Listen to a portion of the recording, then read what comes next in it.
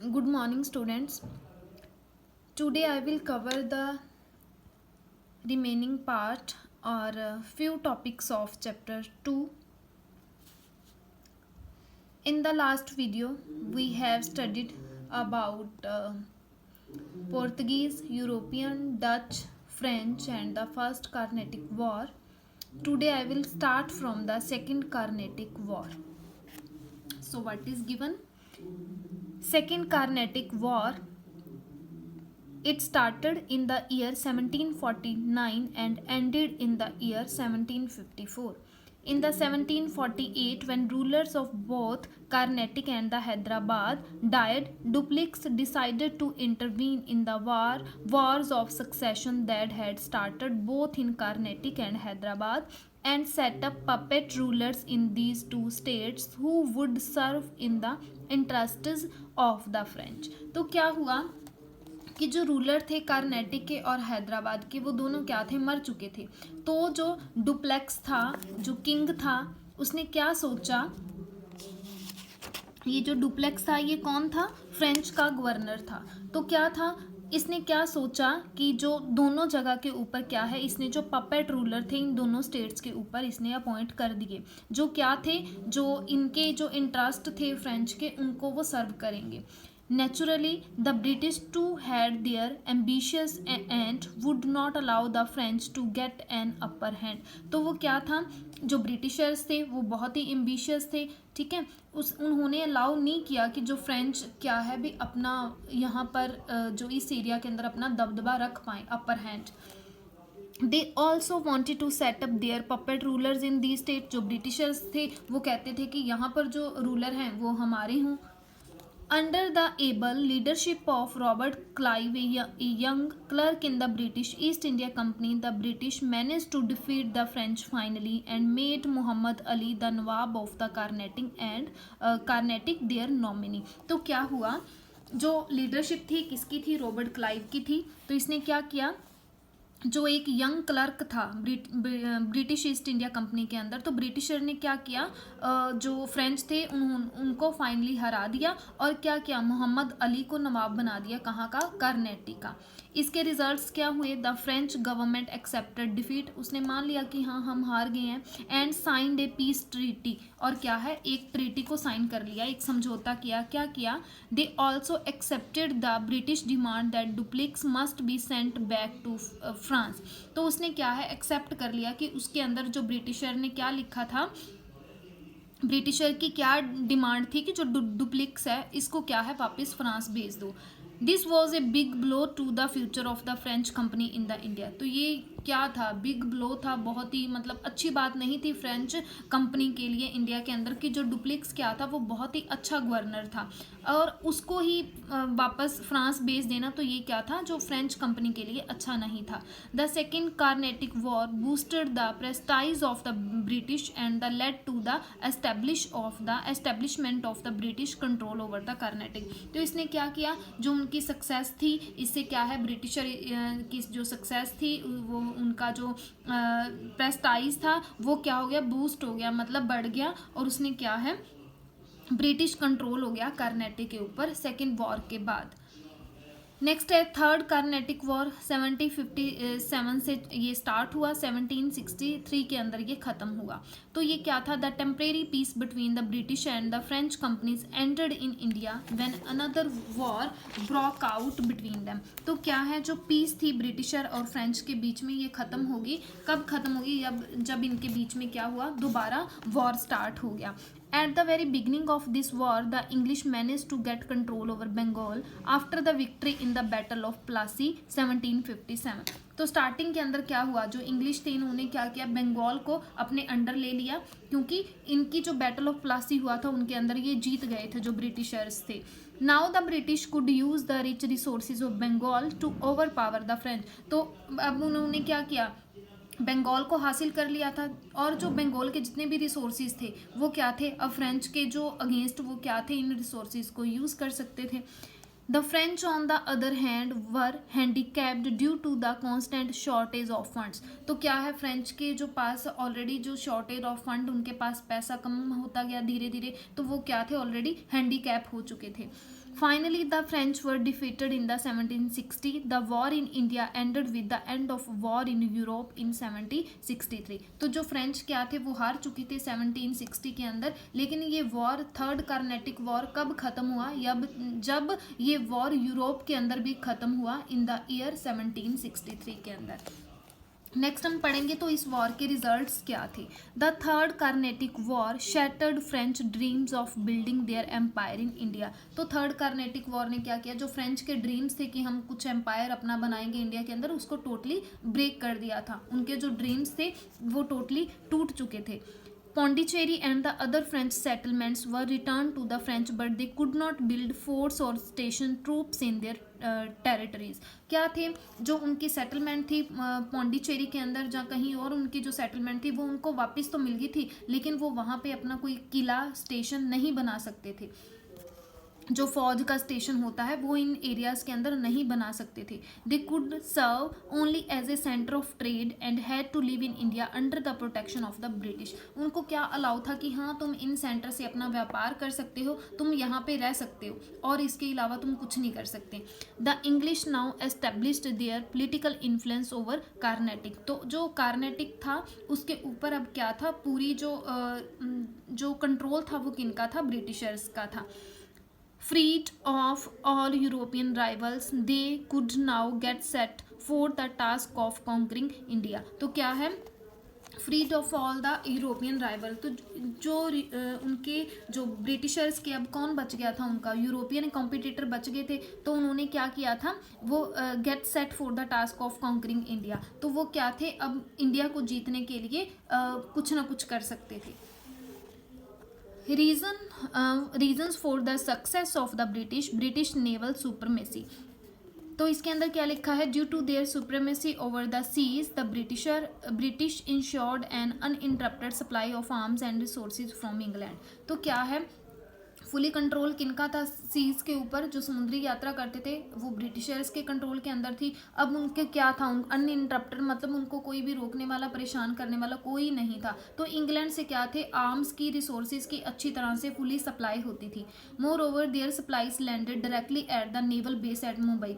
इसके अलावा क्या थे, जो उनकी सप्लाई थी रिसोर्सेज की, वो डायरेक्टली क्या थी, मुंबई, वहाँ पे डायरेक्टली मुंबई पहुँच जाते थे। जो भी उनको चाहिए था डायरेक्ट मुंबई आता था।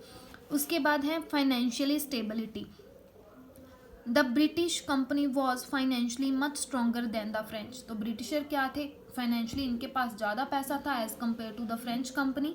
The captivity of the rich and the prosperous province of Bengal became an additional source of wealth for the British. तो उन्होंने क्या किया था, जो थर्ड कार्नेटिक वॉर था उसके अंदर उन्होंने क्या किया था, जो बंगाल भी उनके कंट्रोल के अंदर था, उन्होंने बंगाल भी हासिल कर लिया। जो बंगाल के, जो वहाँ के रिसोर्सेज भी वो जो ब्रिटिशर्स थे वो यूज़ करने लगे। तो इससे क्या हुआ, जो उनकी वेल्थ थी उनके अंदर क्या है, एक और एडिशन आ गया, वो उनकी बढ़ने लगी, जो ब्रिटिशर्स थे। नेक्स्ट है capable leadership. The English were led by capable officers like Robert Clive, whereas the elimination of Dupleix become the prime cause of loss for the French. तो क्या हुआ कि जो ब्रिटिशर्स को लीड करने वाले बहुत ही अच्छे ऑफिसर्स थे, लाइक जैसे रॉबर्ट क्लाइव हो गया, लेकिन जो फ्रेंच को जो लीडर था, जो फ्रेंच का ऑफिसर था, उनको लीड करता था डुप्लेक्स, लेकिन उनको भी क्या कर दिया गया, उसको भी वापस फ्रांस ही भेज दिया गया। तो उससे क्या है, जो फ्रेंच कंपनी है वो धीरे धीरे क्या है, कमज़ोर होनी शुरू होगी, क्योंकि उनको कोई अच्छा गाइड करने वाला नहीं था, उनको कोई अच्छे से एडमिनिस्टर करने वाला नहीं था।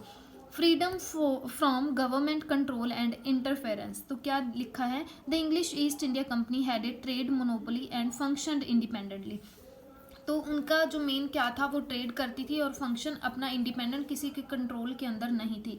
It was free from government control, government का उसके ऊपर कोई कंट्रोल नहीं था। The French company on the other hand was dependent on the French government for loans and financial help. तो क्या थी, जो फ्रेंच कंपनी थी वो किसके ऊपर डिपेंड थी, गवर्नमेंट के ऊपर डिपेंड थी, चाहे उसने लोन लेना है, जो उसको पैसों की ज़रूरत है। The French government was corrupt and inefficient, वो क्या थी, जो फ्रेंच गवर्नमेंट थी वो करप्टेड थी, थोड़ा जो पैसों का है वो इधर उधर कर देती थी। The French company being controlled by corrupted and inefficient government and lost the war. तो क्या है, वो ईमानदार लोगों के द्वारा उनको देखा नहीं जाता था, कंट्रोल नहीं किया जाता फ्रेंच कंपनी को, तो इससे क्या हुआ, वो वॉर के अंदर लॉस्ट हो गए, खत्म हो गए, हार गए। During this struggle with the French, the English learned that there was no unity among the Indian rulers and they could easily take advantage of their mutual quarrels to increase their power। वो तो जब उनका जो britisher and जो French का ये struggle चला, तो इसके अंदर इंग्लिश ने क्या देखा कि जो इंडियन रूलर्स हैं उनके अंदर तो यूनिटी नहीं है, तो उसने क्या किया कि हम जो इनके बीच में म्यूचुअल क्वारल होता है, जो इनके बीच में लड़ाइयाँ चल रही है, हम इनका फ़ायदा उठा सकते हैं अपनी पावर को इंक्रीज करने के लिए।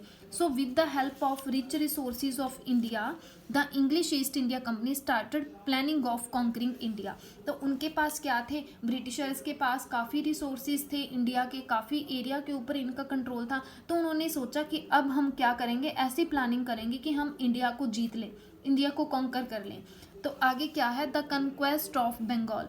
The Mughal emperor Farrukhsiyar had permitted the British to trade in Bengal without paying any custom duty. तो ये हमने ऑलरेडी पढ़ा है कि जो मुगल बंगाल का जो मुगल एम्परर था फारूक सियार, उसने ना ब्रिटिशर्स को परमिशन दे दी थी कि तुम हमें कोई जो कस्टम ड्यूटी है, एक टैक्स ही होता है कि तुम बंगाल के अंदर टैक्स पे ना करो, तुम ट्रेड कर सकते हो, व्यापार कर सकते हो। This led to the enormous loss of the revenue for the nawab of Bengal. इससे क्या हुआ, उसको भी जो बंगाल का नवाब था उसको भी लॉस हुआ, क्योंकि अब उसके पास पैसा नहीं आता था। The situation worsened because officials of company started their private trade side by side without paying any custom duty। तो ये क्या है, ये डे बाय डे जो ये वाली सिचुएशन है बिगड़ती गई। क्यों बिगड़ती गई, क्योंकि जो ऑफिशियल्स थे, कंपनी के ऑफिशियल्स थे, उन्होंने क्या किया, ब्रिटिशर्स को अलाउ कर दिया तुम पैसे ना पे करो, लेकिन जो कंपनी के ऑफिशियल्स थे उन्होंने अपना ट्रेड करना भी शुरू कर दिया। और वो भी क्या करते थे, हर बंदे ने अपना व्यापार करना शुरू कर दिया और सारे ही क्या करते थे, वो टैक्स पे नहीं करते थे। नेक्स्ट हम पढ़ेंगे द बैटल ऑफ प्लासी। तो क्या है, the clash between the British and the nawab of Bengal Sirajuddaulah began when the nawab furious at the British for their gross misuse of power and attacked the English factory at Qasim Bazaar and captured the company official and blocked the English ship। तो क्या हुआ, तो जो नवाब था, बंगाल का नवाब था सिराजुद्दौला, ठीक है, तो ये लड़ाई शुरू होनी कब हुई, जो बंगाल के नवाब और ब्रिटिशर्स के बीच कब शुरू हुई, जब क्या हुआ, जो वहाँ का नवाब था उसने क्या किया, वो बहुत गुस्सा था ब्रिटिशर्स के ऊपर, क्योंकि वो उसकी जो उसने पावर दी थी कि तुम व्यापार कर लो, उसका मिसयूज़ होने लग गया था। तो उसने क्या किया, अटैक कर दिया ब्रिटिशर के ऊपर। कहाँ कर दिया, कासिम बाजार, and capture the company official, और जो कंपनी के ऑफिशियल्स थे उनको पकड़ लिया और उनके ऊपर कासिम बाजार के अंदर अटैक कर दिया। और जो इंग्लिश के शिप्स थे, जिन समुद्री जहाज़ों के जरिए वो व्यापार करते थे, उनको क्या कर दिया, ब्लॉक कर दिया, बंद कर दिया। Then nawab marched to Calcutta and capture the company's Fort William. तो उसने क्या किया, वो कैलकाता गए और वहाँ पर जो उनका फोर्ट था, फोर्ट विलियम था, वो भी उसने अपने कब्जे के अंदर कर लिया। On hearing the news of the fall of the Calcutta, company officials in Madras sent forces under the command of Robert Clive। जब उन्होंने ये सुना कि जो नवाब ने तो फोर्ट ही अपने कब्जे के अंदर ले लिया है, तो जो कंपनी का ऑफिशियल्स था, मद्रास के अंदर भी उनका एक जो सिटी के अंदर भी उनका एक सेंटर था, तो उसने वहाँ से अपनी फोर्सेस भेजी। कमांड करने वाला उनको कौन सा था, कौन सा ब्रिटिशर था, रॉबर्ट क्लाइव ने उनको कमांड दी कि हाँ, जो मद्रास की फोर्सेस को भेजा। There was no option but a major war, इसके अलावा कोई ऑप्शन ही नहीं था, सीधा उनके बीच में क्या हुआ, युद्ध हुआ। The first open war between the British and the nawab of Bengal took place at Plassey. तो जो फर्स्ट वॉर है जो ब्रिटिशर्स के बीच में और बंगाल के नवाब के बीच में, वो कब हुआ? प्लासी का युद्ध हुआ 1757 के अंदर। In this battle Sirajuddaulah was defeated and killed. इसके अंदर क्या हुआ? सिराजुद्दौला मारा गया और ये हार भी गए और वो किंग भी मारा गया। One of the major causes of this defeat was the treachery within the Nawab's army. तो इस हार का सबसे बड़ा कारण क्या था? ट्रीचरी था, जो क्या था? नवाब की आर्मी के बीच। Mir Jafar, one of the important commanders, had secretly joined hand with the British as they had promised to make him Nawab after crushing Sirajuddaulah. तो क्या था? Treachery within the Nawab's army, मतलब वो जो उसकी नवाब की आर्मी थी उसने उसका साथ नहीं दिया। उसने क्या किया? कुछ लोगों ने क्या किया? चोरी छिपे क्या किया? जो ब्रिटिशर्स के साथ अपना हाथ मिला लिया कि हाँ तुम इस हमारे राजा को मार दो और उसके बाद क्या है, मुझे वहाँ का नवाब बना देना। जो कमांडर था, कमांडर ने क्या किया? ब्रिटिशर्स के साथ सीक्रेटली अपने हाथ मिला लिए और कहा कि मुझे इसके बाद मुझे नवाब बना देना। The Battle of Plassey was a turning point in India history and of immense historical importance as it paved the way for the British dominance over Bengal and eventually the whole of the India। तो क्या हुआ? जो battle था प्लासी का, ये क्या था? एक बहुत ही टर्निंग पॉइंट था इंडिया की हिस्ट्री के अंदर, क्योंकि इससे क्या हुआ? उनके पास जो बंगाल के सारे रास्ते तो उनके पास खुल ही गए, इसके अलावा अब उन्हें था कि अब इंडिया को हम इजीली अपने कंट्रोल के अंदर ले सकते हैं। The British made major gains after this battle. Some of these are listed below। तो इस बैटल के अंदर, बैटल ऑफ प्लासी के अंदर अंग्रेजों की जीत के बाद उनको क्या फ़ायदा हुआ? The East India Company got free trading right in Bengal. अब वो क्या है? फ्री व्यापार करने लगी East India Company. The British got the zamindari of 24 Parganas. तो ठीक है, उनको जमींदारी मिल गई 24 प्रागंस की। They utilize the resources of Bengal to maintain a large and well equipped army. ठीक है, अंग्रेजों के पास बहुत बड़ी सेना थी, बहुत बड़ी फोर्स थी, तो उनके पास क्या था? जो बंगाल के अंदर भी जो रिसोर्सेज थे, जो भी वेपन्स थे आर्मी के लिए, कुछ भी था, वो अपनी फौज के लिए यूज़ करने लगे। The British also started draining the wealth from the Bengal. वो क्या है? जो जितना भी पैसा था, जो भी था बंगाल के अंदर, वो धीरे धीरे वहाँ से लेके जाना शुरू कर दिया अंग्रेजों ने। But the company was still unwilling to take over the responsibility of the Bengal administration. लेकिन सारा कुछ ले गए, लेकिन फिर भी जो बंगाल को देख रेख के लिए वो क्या थे? वो उनकी इच्छा नहीं थी, अनिच्छुक थे, unwilling. They wanted Bengal to be ruled by a puppet nawab whom they could control and manipulate. वो चाहते थे कि हाँ, हमारे पपेट नवाब बोलते हैं कि जो ऐसा नवाब हो जो हमारे इशारों पर चले, बस वो ही उनको कंट्रोल करे। The English proclaimed Mir Jafar as the nawab of the Bengal. तो उन्होंने क्या किया? बंगाल का नवाब किसको बना दिया? मीर जाफर को। द न्यू नवाब वहाँ का बन गया। Paid a huge sum of money to the British company as compensation for the attack on the Calcutta. Mir Jafar को वहाँ पे अपॉइंट कर दिया और उसको क्या है? कह दिया कि तुम हमें क्या है, मंथली लगा लो, ईयरली लगा लो, कि तुम हमें इतना पैसा दोगे, ये तुम्हें क्या है, ये कंपनसेशन है कि तुमने कैलकाटा के ऊपर अटैक किया था। In addition, he paid large sums as gifts and the bribes to the officers of the company। तो क्या करने लग गया? वो बहुत ज़्यादा पैसा अंग्रेज़ों को देने लग गया, कुछ उन्हें गिफ्ट देने लग गया, ब्राइब होती है, उनके जो ऑफिसर्स थे उनको रिश्वत देनी पड़ी। दस the battle of Plassey increased the British prestige and power. तो उसने क्या किया? जो उनकी ताकत थी और उनको क्या किया? ये बैटल ऑफ प्लासी ने उसको बढ़ा दिया। The rich revenue of Bengal enabled them to organise a strong army. तो बंगाल से क्या है? उन्हें बहुत ज़्यादा पैसा मिलने लग गया, तो उसने क्या है, जो ज़्यादा, तो इस पैसे से क्या हुआ? उन्होंने जो क्या है, अपनी आर्मी को स्ट्रॉन्ग बना लिया। नेक्स्ट दिया है Mir Jafar a puppet ruler. After the battle of Plassey the British made Mir Jafar to sit on the throne of the Bengal, but the puppet nawab could not meet the never ending demands of the company official for presents and bribe। उन्होंने मीर जाफर को वहाँ का राजा बना तो दिया, नवाब बना तो दिया, लेकिन क्या है, उस जो थ्रोन होता है, जो बंगाल का सिंहासन होता है, वहाँ पर उसको बिठा तो दिया, लेकिन वो कभी भी उन अंग्रेजों के जो ऑफिशियल्स थे, ठीक है, उनकी कभी भी उनकी जो डिमांड है वो पूरी ना कर सका। वो तो नेवर एंडिंग डिमांड थी, एक चीज़ दो, अब और दो, ये दो, तो उनकी डिमांड तो बहुत ज़्यादा थी, उनकी डिमांड को वो पूरा नहीं कर सका। तो नेक्स्ट पार्ट हम नेक्स्ट वीडियो के अंदर कवर करेंगे। Thank you so much.